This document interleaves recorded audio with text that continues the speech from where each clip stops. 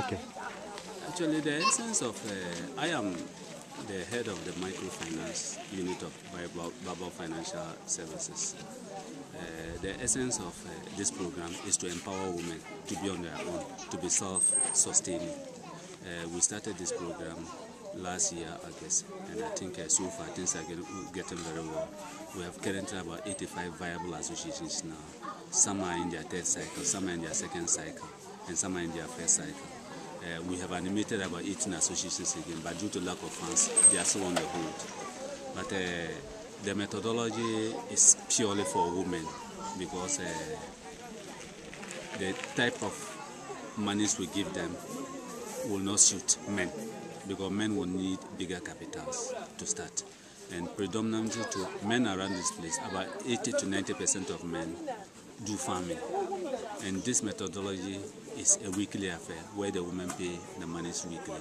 So automatically, if they give it to them, they go to plow, they go to farm, they can pay it in weekly.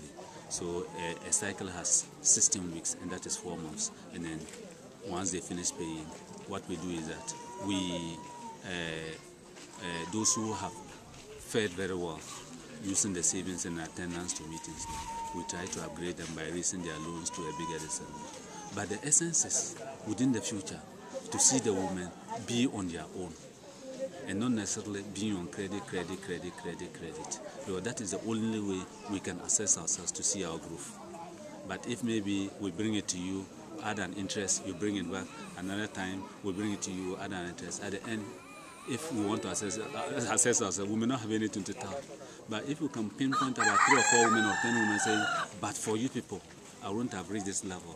But for you people, I no longer need any credit because I've been able to sustain myself with this program, and then I am now on my own. On the part of the men too, even though they don't pick the money, but it looks as if they take the bigger credit because the men are supposed to get monies for their wives to get themselves involved in these income generating activities. But unfortunately, because they don't have the capital, the women have to come out to pick these monies. But when they take the money, everything is still translated at home. Because what she takes now, once she starts with any income generating activity, the profit that comes out, you see it in the home, in the soup pot. Their nutritional value increases because they can buy fish, they can buy meat from the profit they make. They help their husbands in paying school fees, medical bills, and many other related things, which some time ago was the preserve of the men, which actually they can't now. That has actually helped in alleviating the men. So some of the men even testify that it is even they will give the money to another woman. So that is a plus.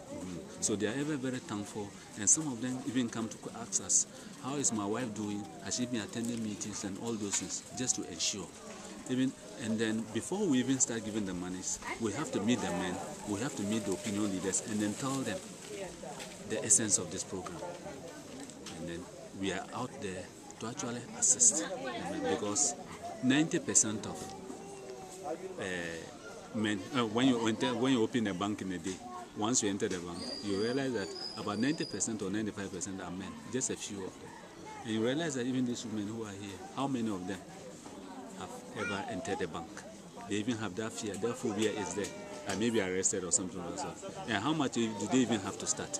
That is why with this our methodology, we don't need them to pay anything, to save anything before we give them the money. When we don't also need any collateral from them, because the collateral will come from them. We only tell you, go and then get your people, select your people, and then we'll give you the credit.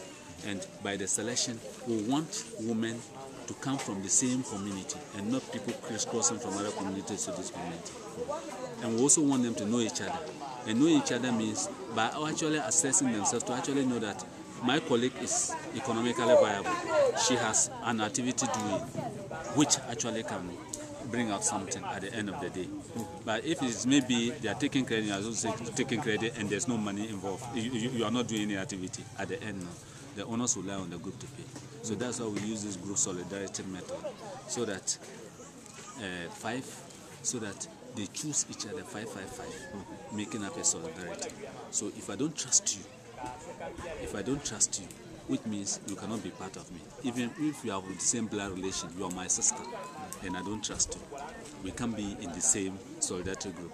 Because if you default, the owners will lie on the four of us in that reason to pay. So that is it. And quite apart from that, we're also trying to chip in certain better business development in terms of how to earn profits from their business. Because there are a lot of them, you realize that they are income generating, but they don't know whether they are making profit or not. She only knows that my wares are completely depleted, so let me refurbish it again, but she doesn't know. So we try to chip in some of this petty how to make profit, how to identify profit, your earnings and all those things.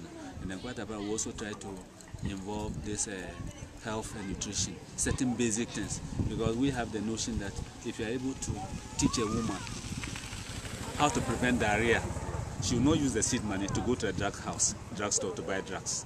She will not use the principal which we have given her to trade to go and do all these things.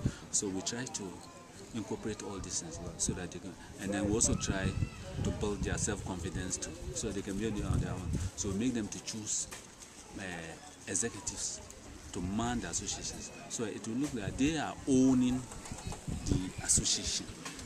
So that if there are problems, we first make them to handle the problems, and if they cannot, before they come to us, because we just don't want to be cooking for them to eat.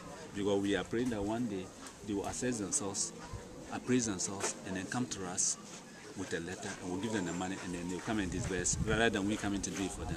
Because it is about they being on their own and then being self-sustainable. So that is the essence of this methodology. And so far, so good. They have been very thankful. We can see it from their faces most of the time when we give them the money, they will ever be thankful for this, and they will tell it, but for you.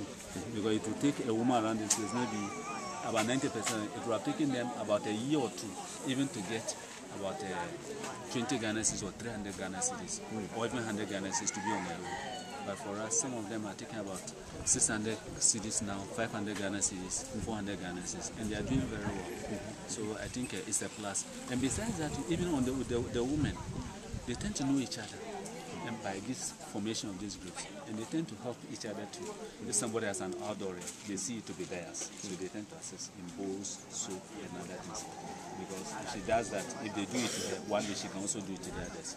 They tend to advise each other. They tend to emulate good habits from each other. That is the essence of this. And above all, we try to preach the message of peace, so that this place some time ago seems to be a volatile area in terms of conflicts and all those things. So if we are able to chip all these things so that we focus their mind on their economic activities, I think it also helps in this. And so far for the past, we haven't had any conflicts. So when we come to meetings, we don't want to bring any divisive tendencies that may mar the beauty of this. So we don't discuss politics at all this. We don't discuss religious affairs at our meetings. Ethnicism and anything that can bring division among us, we don't do it there. So once you come to the meeting, you see yourself as one. You are all one. You are the Baba Financial Services. At the end of the day, you go home, and that is all. And naturally, maybe before we started, we used to see children hovering around and all those things. And you ask them to tell them school fees, school uniform, and other things. But for this credit, the children are now in school and they are doing very well. So I think that is also, we can say actually there's a Nigeria proverb that a lizard that falls high from the Iruko tree will praise himself even no one does. So I think we feel we are doing something, even though it's a credit given to them, but they are very tough. And with the interest rate too, I think comparatively, it looks as if it is manageable. It is very low. Yes. It's about half of what they would get from a bank, about half of, or less than half your percentage because rate. It is 1/16 of the amount that they give weekly. You give 1/16. So if you give about 200 Ghana cedis, you add an interest of 12%. So you pay 1/16 of that amount, 224 Ghana cedis, and that is about 14 cedis, 14 Ghana cedis. That is it.